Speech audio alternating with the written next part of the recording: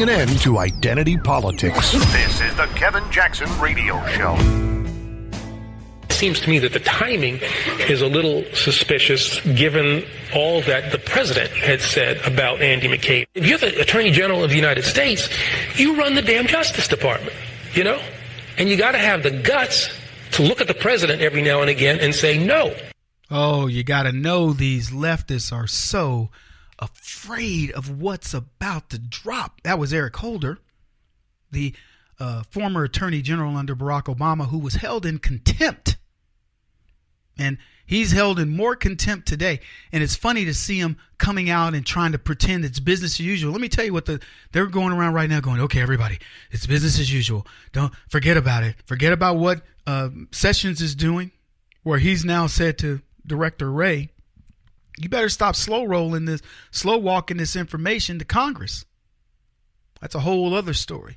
But yeah, these guys, the Justice Judicial Watch has had to sue Donald Trump's administration more than he sued Barack Obama's, because the Justice Department, still run by swamp creatures, won't release information. But that's not what I want to talk about. I want to talk about McCabe, the guy who lost a part of his pension because he wrote an op-ed in WaPo. But a friend of mine tweeted something that McCabe actually said. Here's what he says. I realize that some of my answers were not fully accurate or may have been misunderstood. At worst, I was not clear in my responses and may well have been confused and distracted. That's what he said when questioned about lying to investigators, is some of my answers were not fully accurate. I love how the left have a way of changing the definition of things. I talked earlier about the princess. Now they want to make a princess girls who've had abortions. They want Disney to make abortion princesses. Hey, can you give us the Chelsea Handler story and make it into a Disney princess story? How about Stormy Daniels? Because then, guess what, America? We will redefine what a princess is. So generations of people will be taught that a princess is supposed to be a, sacrosanct and, this essentially an object of purity. And no longer it's a prostitute or a porn star or a girl of ill repute, whatever. That's the type of thing now that will become the new princess. And that's what we've got here. A new euphemism for lying to investigators. My answers may not have been fully accurate. What? Partially accurate? A half truth, a half lie, a white lie? What? What is accuracy when you're in the FBI, supposedly one of the bastions of, being of justice? It got me speechless. A bastion of justice. And here you are talking about, maybe I just wasn't quite all the way truthful with you, but I didn't really lie per se.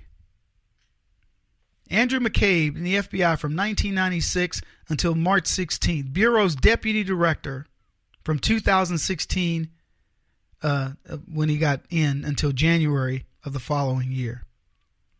Acting director from May to August of 2017.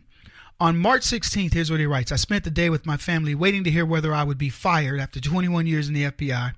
And one day before I qualified for my long-planned and earned retirement. As day turned to night, I had a lot of time to reflect on how it would feel to be separated from the organization I love and led, and the mission that has been central focus of my professional life. Despite all the preparations for the worst-case scenario, I still felt disoriented and sick to my stomach. Around 10 p.m., a friend called me to tell me that CNN was reporting that I had been fired. She read me the Attorney General's statement. So after 2 decades of public service, I found out that I'd been fired in the most disembodied and personal way. Third hand. Well, you should have been watching CNN, you clown. Then he says, based on a news account. Well, at least it wasn't fake news, Andy. Shortly after getting word, I noticed an email from the Justice Department official in my work account telling me that I had been, quote, removed from the Federal Bureau of Investigation in the Civil Service. I had been accused of, quote, lack of candor. That is not true.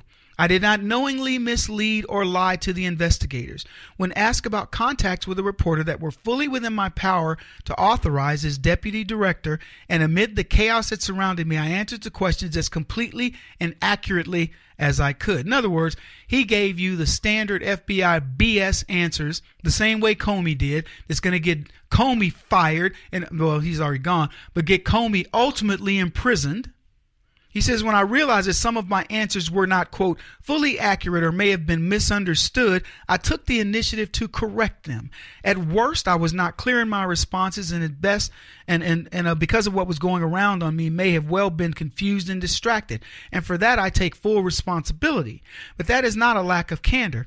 And under no circumstances could it ever serve as a basis for the very public and extended humiliation of my family and me that the administration and the president personally have engaged in over the past year. Well, I'll tell you what, Andy. Here's what I have to say to you. Welcome to the party, buddy. What was it? Welcome to the party, pal. When McCabe, what's the guy's name in Lethal? I mean, you know what I'm talking about, the movie, right? Where he throws him over Die Hard. He throws the guy out the window. Welcome to the party, pal. Welcome to the party, FBI pals. Andy McCabe, a.k.a. Andrew McCabe, who worked for Comey, is as crooked as the rest of them. He was complicit in trying to get rid of Donald Trump. And now that Trump, in any way, shape, or form, fights back by telling Sessions, hey, look, this guy's a crook. He should not be rewarded. Because guess what? There's a new sheriff in town in D.C. that says you don't reward incompetence. There is no Peter principle to apply. You know what that is? You will rise to the level of your incompetence. Ergo, Barack Obama became president. This is the type of thing that we must address. And here's McCabe conspiring against Donald Trump, the private citizen, then conspiring against Donald Trump, the president. You want to know why he had the gall to do such a thing? He still believed himself to be more powerful than the president as a guy running the FBI. That's how much empowered he felt based on the previous administration. The level of power that had been given, turned over to James Comey and McCabe by way of the leftist establishment and the way things have been done in D.C. made this man believe he could oust a sitting president with the things that he did. Everybody in the food chain felt protected. I just want you to understand what you're dealing with here. People that felt themselves to be above the law, their calling, whatever it is that they decided to do at that moment, was bigger than any possible repercussions or ramifications they could possibly face. And so now, when caught, what does McCabe do? He starts whining. I was with my family and I found out from somebody calling me telling they were watching the news, and I had prepared myself for the worst case scenario. Then okay. Then if you prepare for the worst case scenario, then get over it, crybaby, because it was done. If you're prepared for the worst case scenario, your stomach shouldn't be Look, I've been in the deal where I'm like, you know what? This is what, I don't give a crap what happens. And I meant it.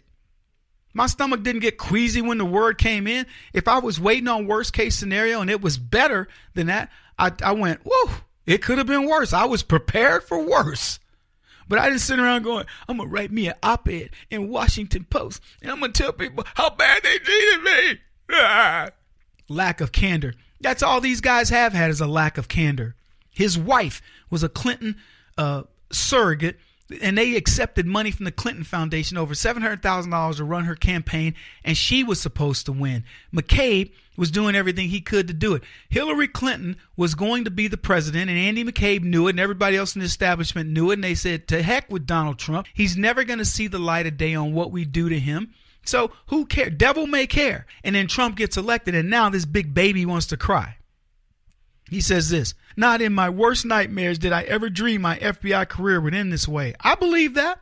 I believe that's exactly right. He just knew that we've done everything we need to do to stay in power. We have bogarted this government for the last 3 decades. I got nothing to worry about. My 21 years in the FBI is safe. I got protection, man. I'm part of the racket. He says the next day I wake to find the president celebrating my punishment. Andrew McCabe fired. A great day for the hardworking men and women of the FBI. A great day for democracy. He says, I was sad but not surprised to see such an unhinged public attacks on me would continue in my life after service to the FBI. President Trump's cruelty reminded me of the days immediately following the James of James B. Comey, as the White House desperately tried to push the falsehood that people in the FBI were celebrating the loss of our director. The president's comments about me were equally hurtful and false, which shows that he had no idea how the FBI feel about their leaders. Do you believe that nonsense?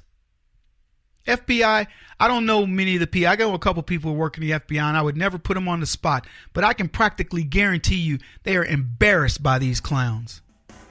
He says he wanted to do good. That's why he joined the FBI. No, he didn't. He wanted to be a crook, and that was the best way to do it.